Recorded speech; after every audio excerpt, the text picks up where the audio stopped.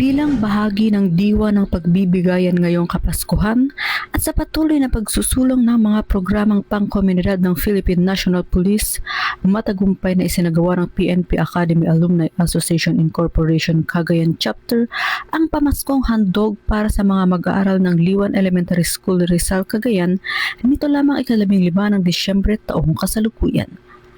Ang aktibidad ay pinangunahan ni Police Colonel Mardito G. Anguluan, Provincial Director, katuwang si Honorable Jamila Denise B. Ruma, Municipal Mayor ng Rizal, kung saan namahagi ng Jollibee Pack Meals, loot bags, mga libro, school supplies at mga payong sa mga mag-aaral. Layunin ng programa na maghatid ng saya at magbigay ng suporta sa edukasyon ng mga bata, lalo na sa panahon ng Kapaskuhan.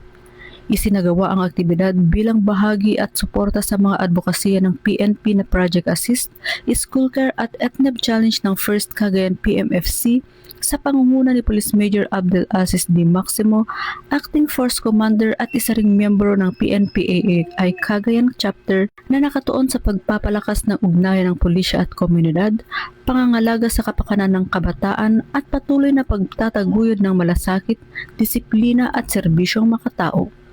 Ang naturang pamaskong handog ay patunay ng patuloy na malasakit at pakikiisa ng PNP-AAI Cagayan Chapter, katuwang ang lokal na pamahalaan sa kapakanan ng kabataan at sa pagsusulong ng edukasyon, bayanihan at pangmatagalang kapayapaan sa komunidad.